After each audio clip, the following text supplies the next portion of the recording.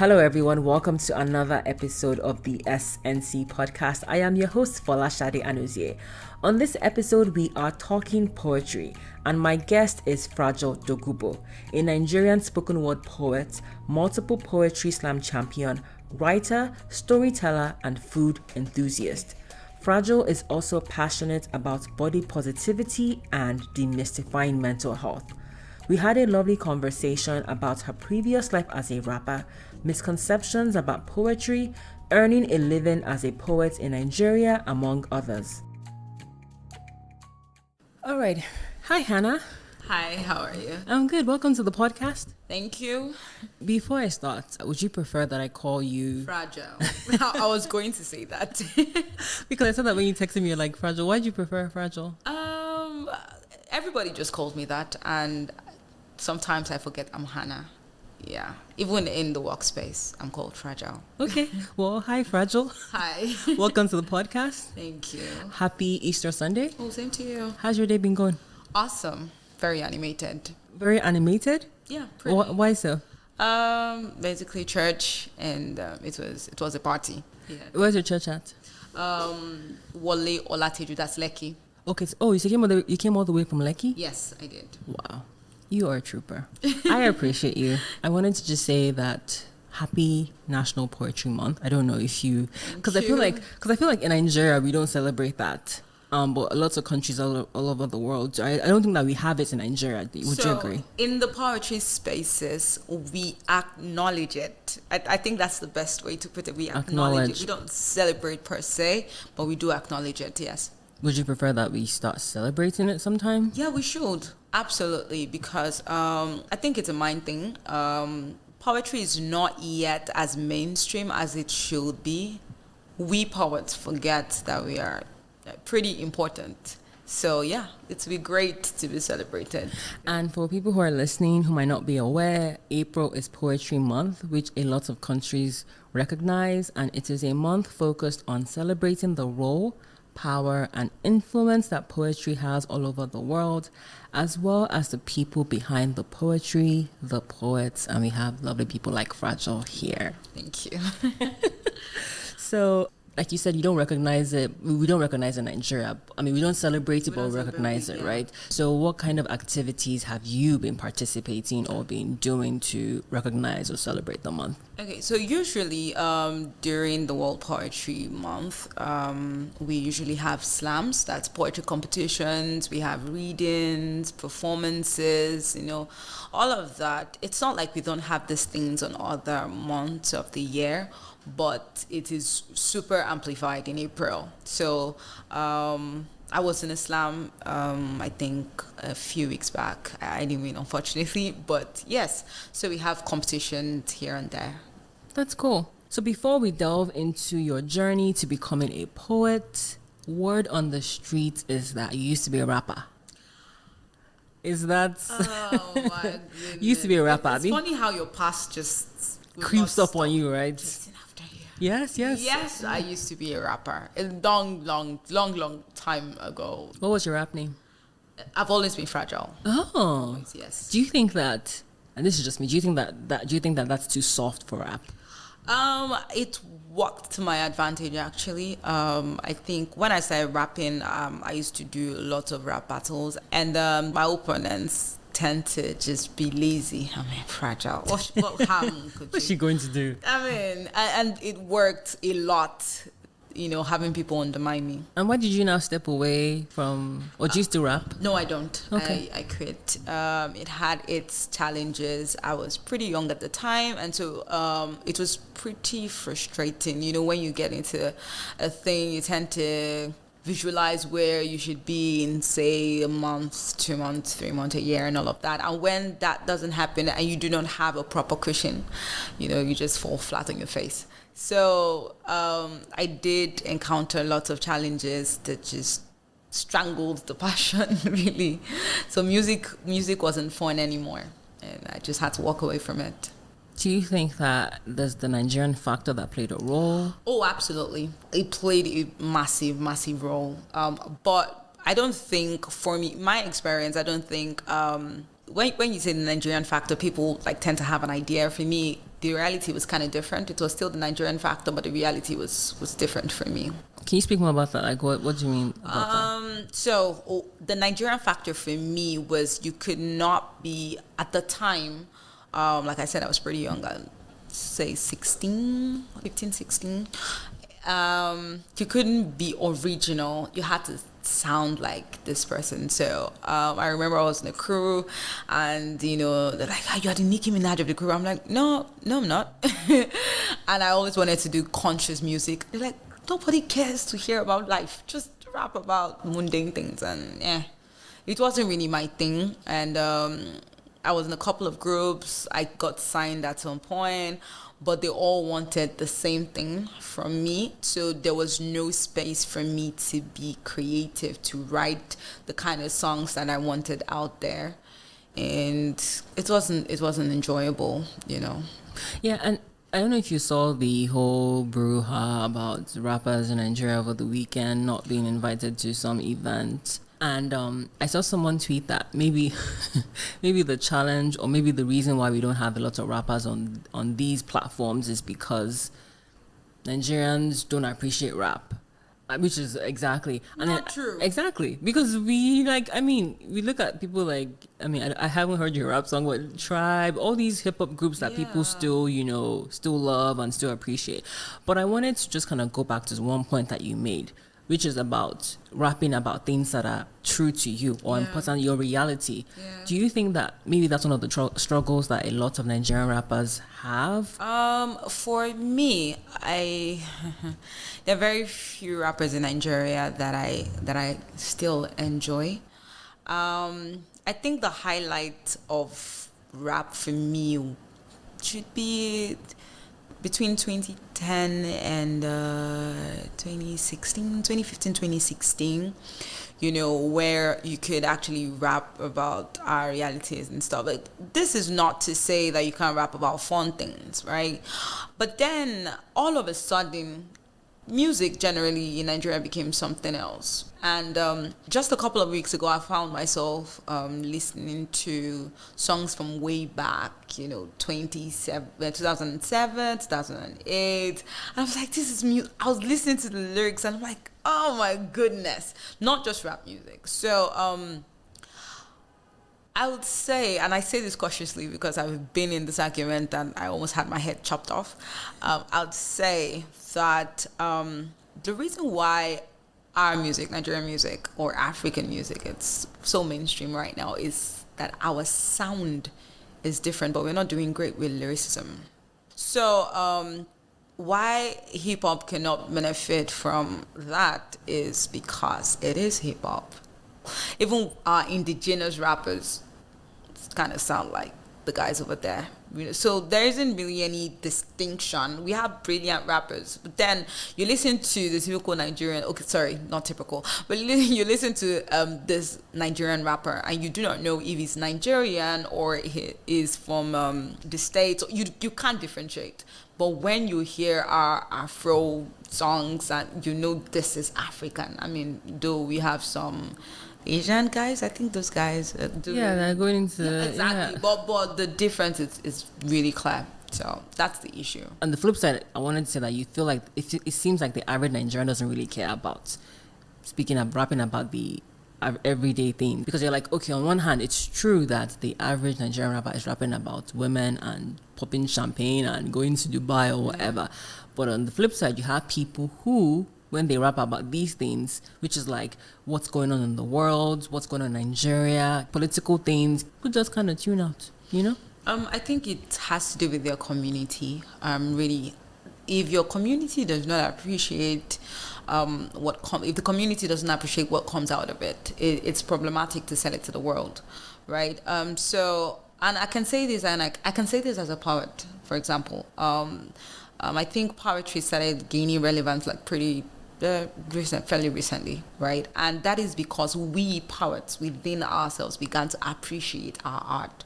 Now, if in the rap community you have people like, yeah, your song is cool, you're a good rapper, but then it's not catchy, not all songs should be catchy. Some songs should make you sit and listen, and make you think. But then we always want to dance. And dancing is not a bad thing, really, but that is pretty problematic when you have, intellectuals wanting to pass on a message.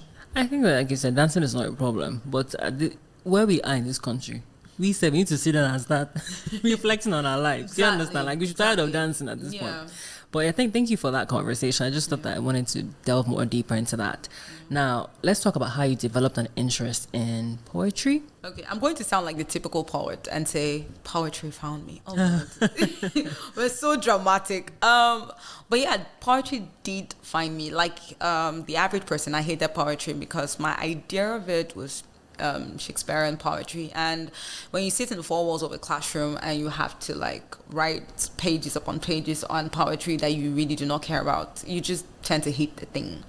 And then I remember sometime in 2016 I was just scrolling through Facebook and I stumbled across this video on someone's page, and okay, this person looks interesting, let me watch it. It was a poetry video. First of all, it took me like a day, 2 days, before I realized this is poetry. I'd never heard of spoken word poetry. I didn't think it was a thing, but I loved it. I went to look for the lady, Jackie Hill Perry, and then I binge watched all her videos from her group as well. And at the time, I didn't think it existed in Nigeria. So I was like, oh, wow, I want to do this thing. I'll just start writing now, and then when I relocate, I can find a space. So I was serving at the time. So I went to camp, and during one OBS meeting, somebody stood up and did poetry, spoken word poetry. And I remember being seated there, and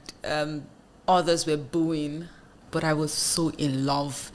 I just sat down there and thought, like, wow. And when this guy was done, he was a bit kind of disappointed. And I was like, well, I want to see you.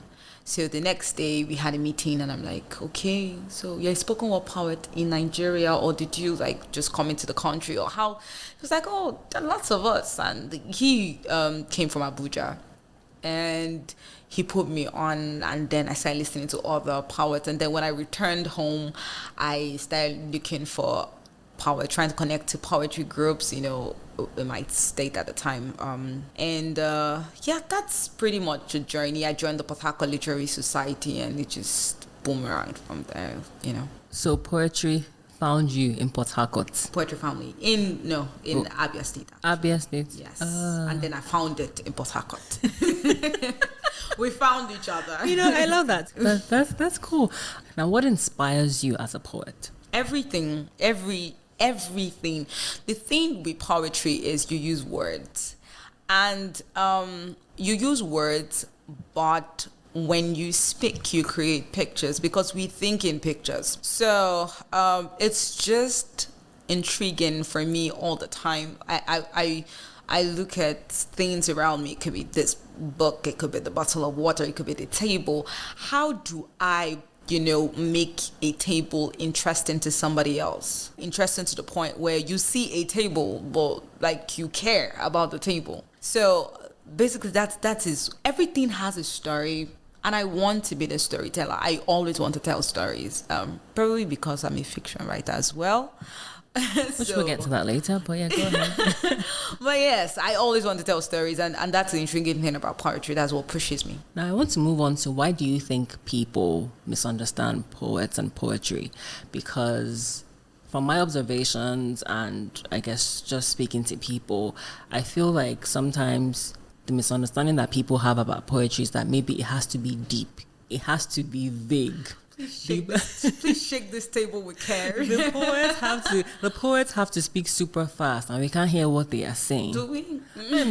I'm just saying, sometimes, like, again, based on my observation and conversation, sometimes you're hearing a poet speak, and I'm like, even I speak fast. I'm like, I can't even hear what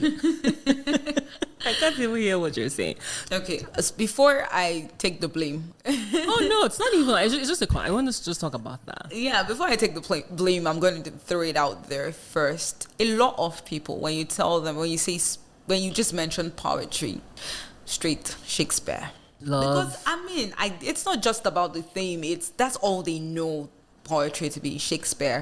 And that is their idea of it. And then you talk about poetry and mentally they're transported back to that tiny classroom, long hours of readings, and it doesn't sound pleasant to them, and so they just automatically shut down. So what I try to do, I don't try to convince you otherwise, because the more you do, they just want to fight it. I just ask, would you just follow me somewhere? We can leave whenever you're tired, and they stay till the end. As for being deep, it's a poet problem.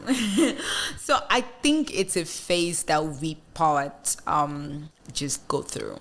And there's nothing wrong with being deep. It's how we go about our writing, right? So there are people who believe that being deep is synonymous to being vague, or just engaging cliches, and it's a problem, because you're not writing poetry for just poets alone. You're writing to the common man. You want your work to be understood and appreciated, and digested by everybody else. But poets are becoming more aware of it, and that is because we are slowly, becoming mainstream. And so when there are, when you partner, for example, with brands, and you're mandated to take, for example, to sell a brand, that you can't do your vague thing. You're not paid to do that. You can't be deep, right? You can't be deep, pass on your message, and also be relatable. People think they are on opposite sides of the spectrum. Not true. I think baby poets think like that, really. Baby poets. Baby poets. Okay. I was watching a video recently, and the lady was talking about, because you said that, poets are becoming more aware that your art has become more mainstream, and you want to make it accessible. But I was watching something recently, and the poet was saying that she doesn't believe that every poem or poetry has to be understood or accessible to everybody. Do you share that same sentiment? I want to believe that there should be some context to it. We write for different reasons. We write for different audiences. And sometimes there's some contention when it comes to do with our pieces, right? So it doesn't necessarily mean that we do not want people to understand. It's that we wrote for a particular audience, and we do not expect everybody to accept what we say. However, you are communicating. So there is no way that you'll be writing a piece and say, "Oh, I don't care if people do not understand." I don't think that is acceptable. Yeah, so to be fair to her, she didn't say she just said that it's not everybody that should understand. Some people, it will take them a while and they have to come back to it. Yeah. But if people are pushing poets to always say that when you deliver or you write a poem, immediately it has to be understood by everybody, she doesn't agree with that. Even her as a poet. Absolutely. I get that point.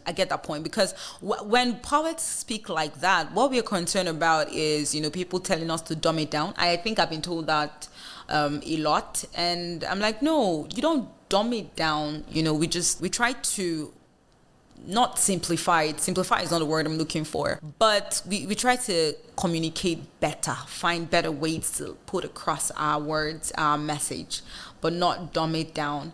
And even poets, when we read other people's pieces, right, it might take us 2 reads, 3 reads, 4, 5 listens, for us to get the full picture of it. Poetry is pretty rich. And sometimes I've had people interpret my pieces in ways that I, the writer, I had no idea that was what I was talking about. But then the interpreting, I'm like, oh wow, that's deep. But yeah, that is a thing. That's a thing with us. So just kind of go back to when you first fell in love with poetry, and then I guess you found poetry in 2016. For people who are listening and maybe they love poetry and they don't know how to hone their skills, what did you do to become a better poet? Were you just writing? Were you going for public speaking engagements? So talk about what exactly you did to hone your skills as a poet. At the time when I found poetry, or poetry found me, there was a find. At the time, remember I said I didn't think there were other poets in Nigeria. And I didn't think to go online to, for whatever reason, didn't cross my mind. So I listened to a lot of poetry audio files, watched a lot of videos, and I just wrote, and I'd recite it to myself. Now, when I found a community, I listened to other people perform. I shared my pieces with people to proofread and make corrections. I attended workshops. I still attend workshops. There is no limit to learning when you're a poet. I entered for slams. A lot of people run away from it and they feel like slams are hard. Slams are hard. Why are they hard? Competitions are hard generally, and then there's a lot of tension and lots of words being flung about. It can be very overwhelming. I think I've done a couple of slams, but I would never get used to slamming ever. It's always that tension all the time, but then it helps you get better because the judges give feedback, or when you get back you sit back to say, oh, why did this person win and I didn't, or why did I win and others didn't? I think this person was a good poet. What do I learn from this person? How do I communicate with this person to get better? All of these things would help you become a better writer and a better performer, because there are good writers but terrible performers. There are great performers but terrible writers. There has to be a balance. So if you're doing spoken word poetry, there must be a balance. So these things would help. So joining a community, writing, sharing your writing with other people to get feedback, doing slams, like you said, challenging as they are, it helps you grow. Attending workshops as well. And what are the benefits of workshops? Like they teach you how to write better. They teach you how to write better. They teach you how to interpret other people's pieces. Now, when you learn how to interpret other people's pieces, you learn how to interpret your piece better. So it still goes back to writing, but yes. Thank you for sharing that. I just think that for anyone who's listening and wants to, maybe has an interest in poetry and like, oh, where do I start? I think that's useful information that you shared. Yes. Now, in terms of accessibility and making Nigerians appreciate poetry and poets, what do you think? Maybe I think we can say primary school, because if you say secondary school, we're jumping from primary school to secondary school. So what do you think primary schools and then eventually secondary schools can do to help their students develop more of an interest in poetry, or for people that already have an interest, help them grow and advance and become better poets? Back in Port Harcourt, I do not know if they still do it, the PHLS community had a program they called the Lift, and they sent out invites to schools. This was for we did have some primary schools come around, and we taught them. It was a workshop essentially, and they're taught, and they're also giving prompts. So based on what we just taught you right there. And, the students were excited because we would not invite just one school. They get to interact with students or pupils from other schools. And when they see their people in their age group do a thing, like get up stage, read what they wrote, they're excited. Children are impressionable. Super. So they're excited and they want to try it. Oh, this person did this. I think I can do it too, right? And they go back to their schools, and we have the teachers reach out to us that, can they send some of the pieces that their students wrote? Can we go over them? And, it is born from there. I know this particular lady, of course, I wasn't there when she started, but she started attending late when she was in primary 5, and she moved into secondary school and, started doing that. I think she should be done with secondary school, but she's a brilliant writer, a really great writer. I see some of her things and I'm like, wow, I know where you started. I think it's so important, which is why I asked you, because I think when you start people young, that's where the interest grows. Trying to teach people about poetry in secondary school is much harder than starting from primary school. Because I know when I was in secondary school, primary school, I didn't even really know about poetry. I just, like you said, thought it was about, oh my gosh, Romeo, Juliet, blah, blah, blah, blah, blah. But I had a literature and English teacher. I think his name was Mr. Nwogogo, I'm not sure. He was really passionate about poetry. Even the way he would read not just even poetry, like gods are not to blame. The way he would read like the book to us, like you'd be like, wow, this guy's such a performer. Exactly. I just wanted to get your perspective on what schools can do, because it's not just about saying society doesn't appreciate poets, but true. when the educational institutions themselves don't really do much, then, you know, where do we stand, or what can we do? I like the fact that you did mention your teacher. It's very important that you have people passionate about it. I was always a literature lover, of course, just for prose. But at some point, my love for prose grew because of the teacher I had at the time. You know, she was very particular about stories. And during classes, she'd make us like rearrange it used to be fun. We had science students, you know, flunk their classes to come join us, sit with us, and then would read. And it was very special. It wasn't like that with poetry. She did that with prose. So imagine there was a literature teacher, and then you're like, okay, right now we're having an open mic. What's an open mic? It's like, you'll see. And then you call them, or just scribble something down and come and stand and just read, and people would snap their fingers. Because I realized that for non-poets, the fact that we snap our fingers seems very interesting. Because I'm just like, that whole, like... It seems very interesting to them, but we poets, we've been snapping our fingers for way too long. We really do not think anything about it, but they're just so excited to snap their fingers too. You know, so imagine introducing that to, you know, young students, and they feel like they're a part of something. It's not just class as usual. Yeah, they'll definitely want to get involved. Yeah, that kind of go back to that snapping fingers thing. Like, okay, what is that? So there's a whole history to it. I'm not going to lie, I don't even know. But then, as performers, other meanings we attach to it. It's kind of distracting when you clap during our performance. I did a piece today, and I had to pause several times because people were clapping and hollering. Now, it's not a bad thing to clap and holler. Sometimes we do need it. But when we're trying to get something across, you know, and you're clapping and shouting, we have to pause to let the room, like, let all of the noise just simmer down for us to continue, because the message could be lost. And the way we write, we want to make sure we paint a complete picture in your mind. If you miss a line, you might miss the picture, you know, that kind of thing.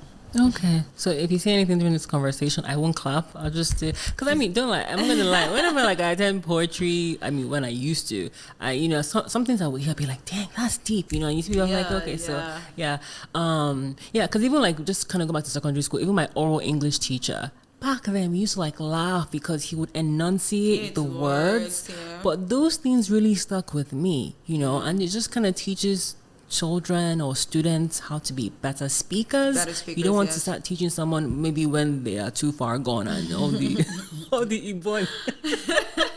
All right, okay, now.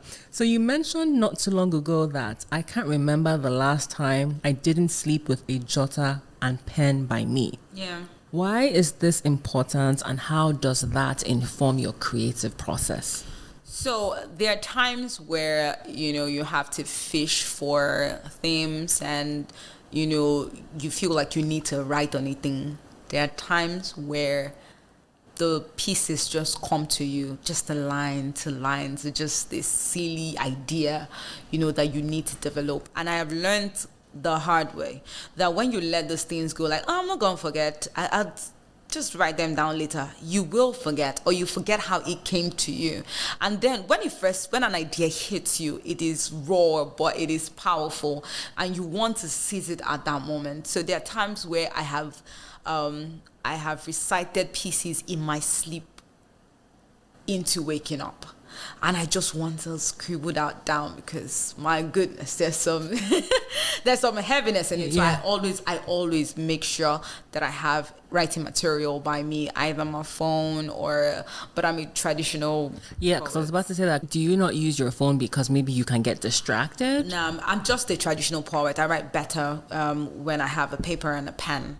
I could tap on my phone, but it's not comfortable for me. I feel like this could be deeper if I had paper with me. It's a personal preference. Yeah. Now let's move on to the challenges of earning a living as a poet, especially in a country like Nigeria.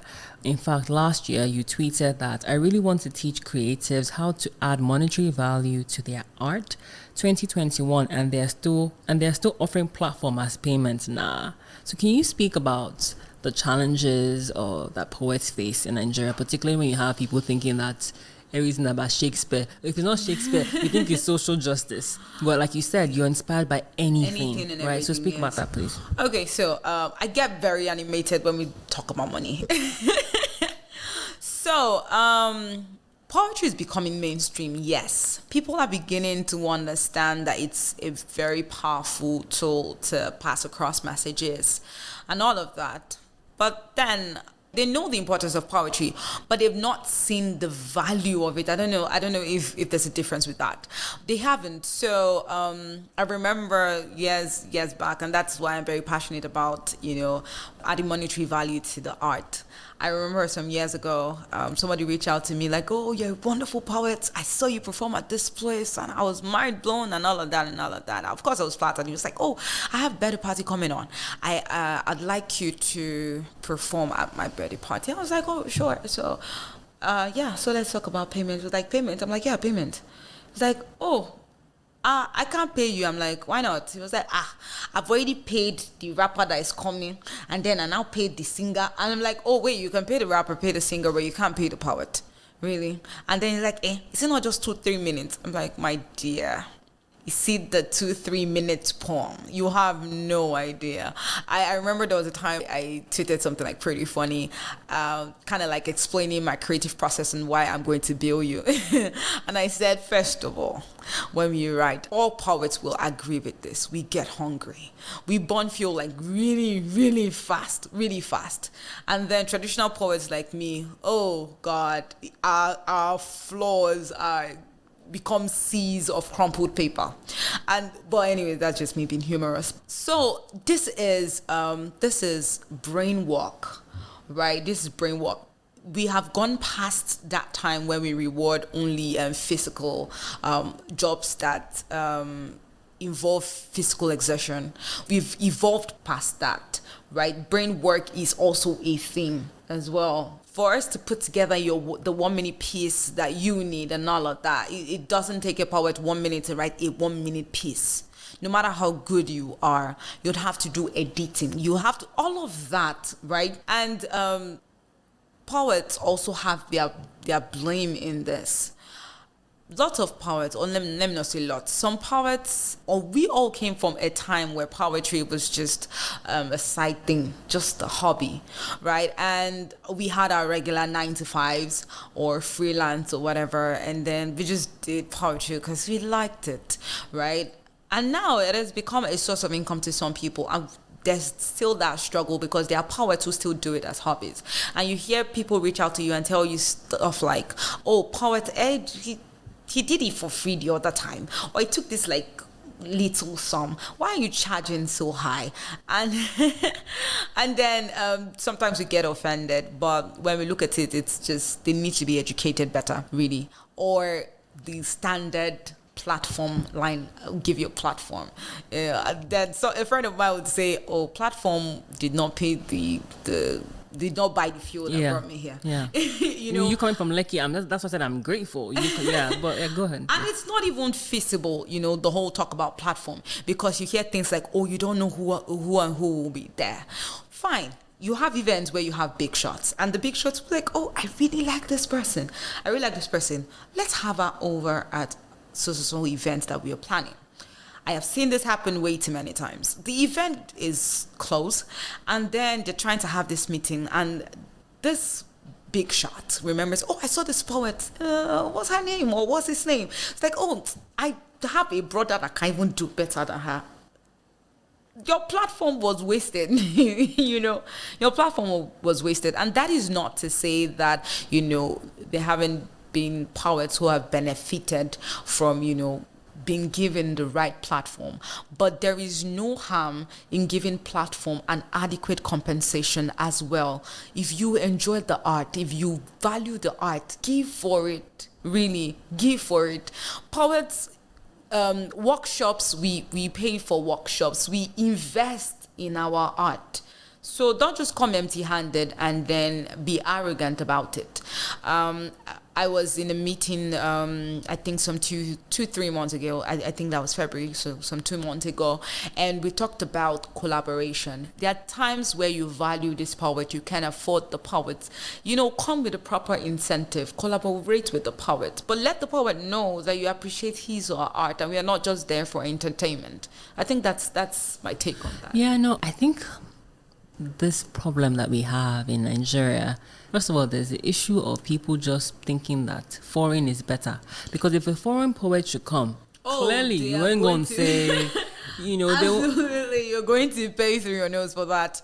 Yes. Go ahead. Yeah, I mean, there's that. But I think we're breaking past that. Yeah, but go ahead. Nigerian poets are actually valued outside Nigeria. No, what I'm just saying is that it's the way we treat each other. Yes. We're willing to pay someone money who's outside the country than pay our Nigerian brothers and sisters or Nigerian artists. Yes. And I think this problem even starts from secondary school, whereby students in the art classes are seen as less than, yes. And students in sciences are seen like, they're somehow smart. The brain work, the brain workers of, it's pretty sad. It's pretty sad. And to see that there are people who have grown up with this mentality, it's quite sad, because I don't think any form is lesser than the other. We're just different in some way. We all have different gifts. Yes, we're just different in some way. I tell people, especially when I hear it's just a 2-minute poem, I challenge them. I said, so write it.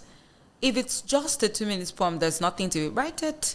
And they're like, it's not my thing. I'm like, exactly, It is my thing, and I came a long way with this thing and for this thing. And for that, you should see the value in it. Yeah. Nigeria is hard. Fragile. Like, Nigeria is hard. Nigeria is not hard. It's not, because clearly you need to show me the way. The situation of things. You need to. Let's reframe. Yes. The situation of things in the country is hard at the moment. Exactly. Yeah. At the moment, for the longest time, have been hard. So there are lots of people that need to eat. They need to pay their bills. So how do they go about? Someone approaches them to say, I want you to perform or collaborate with me, and what I'm going to offer you is whatever amount, but they know that they deserve more. What advice, or what would you say, what would you tell that person in terms of not letting them sell themselves short, him or herself short? What I always tell my students is, first of all, have a base rate. And your base rate cuts across everything. That's everything you do for money, not just poetry, right? So you know that for no reason should I go below this amount of money for any service, even though I'm a bricklayer as well as a poet. I wouldn't take this sum of money. It's too small, right? Even when you're hungry. You never chop. That's another thing I tell my students, that you have to prepare that you are going to be starving and you will turn down jobs. Yes, it's something that you need to do if you expect to scale in this art with your craft. If you expect to scale, you'd have to turn down things, because people need to be educated. I'm going to share an experience. So way back when I started in performing in Port Harcourt, this brand approached me, and I told them to pay 25,000. At the time, I felt like, cashing out, and they're like, 10,000. I was like, no, 25,000. And even when I was saying the 25,000, I didn't know anything about base rate. I was like, oh God, because they said, we'll get back to you. I'm like, if they come back, I'll tell them, bring the 10K. and they came back and like 20,000. I was like, okay, I'll collect it. So years later, they reached out to me. At that time, I'd started understanding base rate.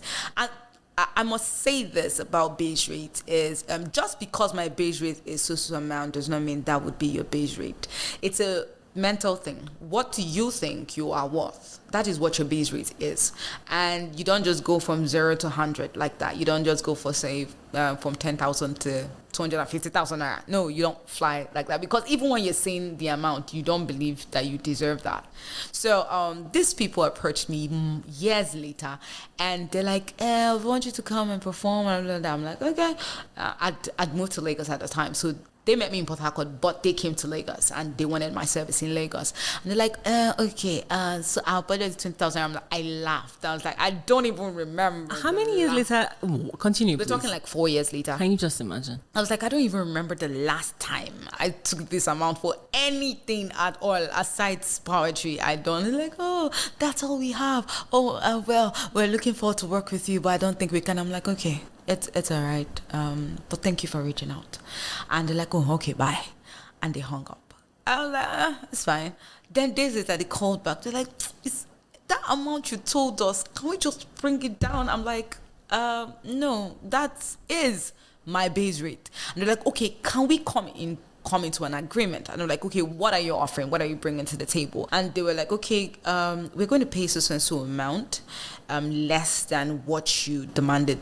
This was like 5 times the amount of money they initially offered. And they're like, okay, for the remaining payment, we are going to shoot a video for you and promote it. So I'm like, okay, fair trade. Fine, let's do that. Now, when they come again, that rate I give them has moved. So so there has been some upscaling, right? But then they understand that this lady offers value, and she has added value to our art as well. So if we're coming, we have to come correct. But it first starts with me. It first starts with me. In the meeting I had teaching about base rate, I asked everybody, what's your base rate? And I remember I was talking to this guy, and he was like, oh, he's an MC and also a poet. And I'm like, okay, how much do you take, when you anchor event? He's like, nothing less than 100,000. I'm like, how much do you take when you offer poetry services? 15,000. I'm like, wow.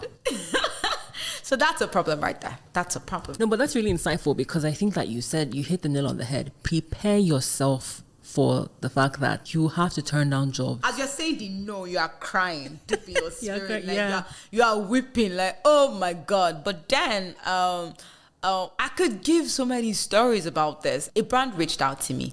I'd given them this particular bill because they came through a friend. So when they reached out again, after the first time I worked with them, when they reached out again, I wasn't available. So I was like, oh, I have a friend. I could recommend a friend. And I recommended this poet to them. And they reached out to her. And she gave them her bill, which was 100,000 naira, more than what I initially gave. And they're like, no, we don't have that money. This is what we budgeted. The amount I took the last time, which is very funny, because when they reached out to me the first time, I told my friend, like, see, this is how much I usually charge for this. But because they're coming through you for the first time, yes, I would work with this, your budget. But when they are coming again, tell them. So for them to still come with that same budget. And when she told them, they were like, no, it's beyond our budget. Yeah, we can't do that. And she's like, okay. So when she called me back, I was like, it's fine. 5 minutes later, they called her back and agreed to that. But don't people that do that, don't you know that the poverty is smelling? Because why are you charging 20K, like 4 years? Go ahead. As someone who has worked with I've had a 9-to-5 job where I was in the marketing team, and you get a pat on the back. Not that you're even getting any monetary incentive. You get a pat on the back if you cut a fair deal. So your boss says, well done, my good and faithful servant. No, I mean, really, that's what it is. And I agree with you, but I think that it is important or imperative to have bosses that have common sense. Bosses that want you to save money, but don't want you to cheat people. Because, when I had my 9-to-5 as of last year, I don't have a job anymore. My boss is someone she was someone that is very fair. Like, she wants you to save money because it is a business, but she never wants you to cheat people, So it starts from also, if your boss is thinking that it's okay. Like I said, if you only have 20K initially, but 4 years later, you're saying that it's the same 20K. You never grew. Shouldn't that be worrying? Shouldn't that be?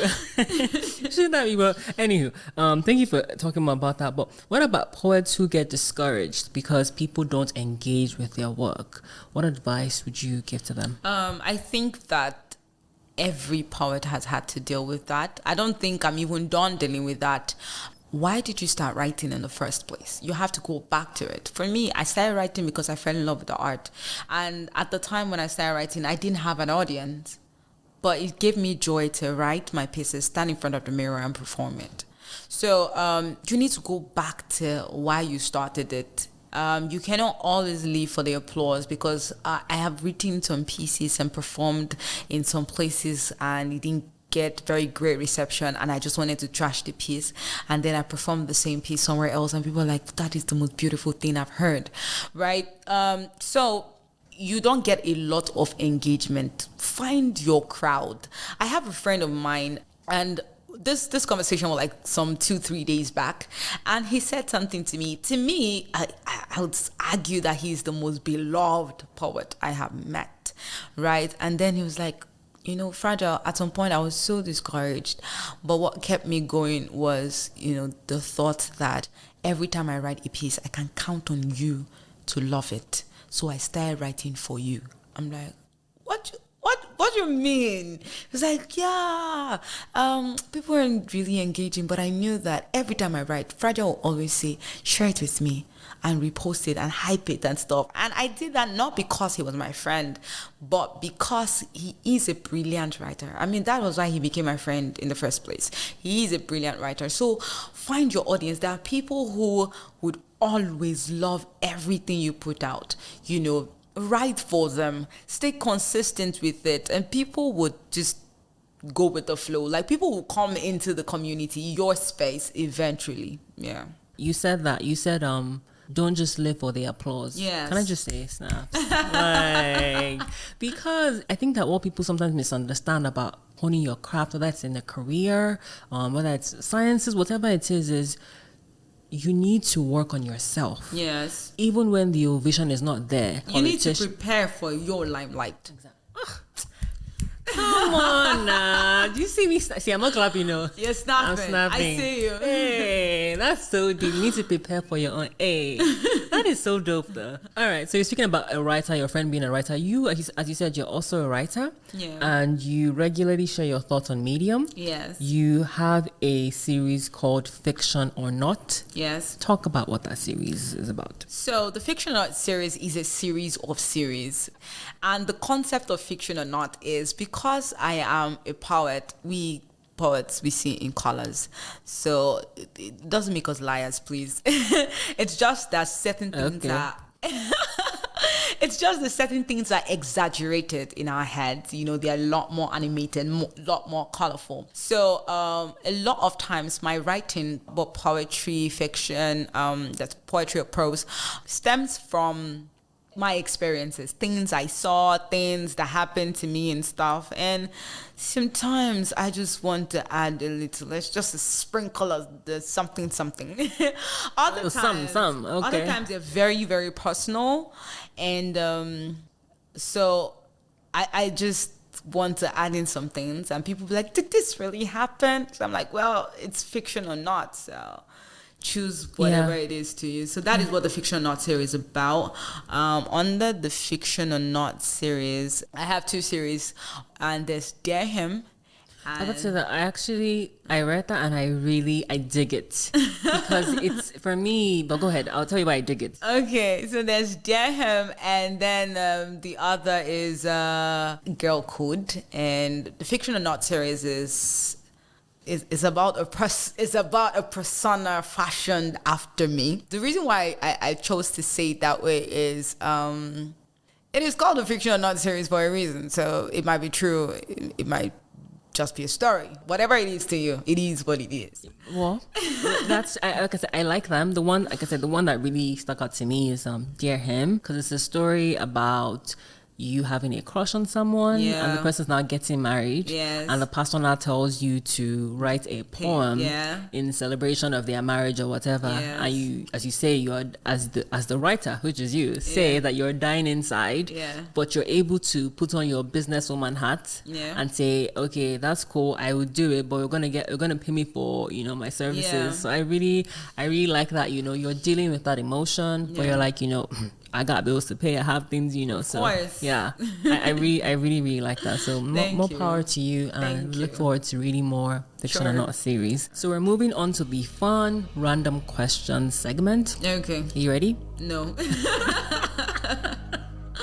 Like I said, it's fun random questions. It's nothing serious. You ready? Yeah. Okay, cool. Yay, thank you for that. Like, no, yeah. Okay, cool. So the first question is, what are the last 2 books that you have read? Ooh. Think Like a Monk. Don't ask me who the author is. I'm one of those terrible people. I know the book, but wasn't Think Like a Monk. And then Saying Yes. It's a book for artists by an artist. So yeah. Second question is, you have other interests, but if you had your way, which of the following would you pick as a full-time profession? Author, cosmetician, or talent coach? Cosmetician.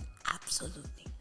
You came here looking on fleek, so that's not surprising. Not even an author. Nah, cosmetician. Okay, that's cool. Third question, your favorite album or song of 2021? Okay, so I'm still stuck in the past. In the past. Past 2021. Past. The album that has been playing a lot lately, surprise, is MI's album, Talk About It. That is cool. for how many years ago? Yeah, exactly. So I'm in the past. It's okay. The past is always necessary once in a while. Yeah. Okay. Fourth question is, name 3 poets or writers that inspire you. I have to start with the one person I have a girl crush on. That has to be Wana Wana. I'm a crazy fan of Wana Wana. Wana Wana just she inspires me. Then I have my very good friend Pario Lodo. Pario Lodo is an Abuja-based poet. Which other poet inspires me?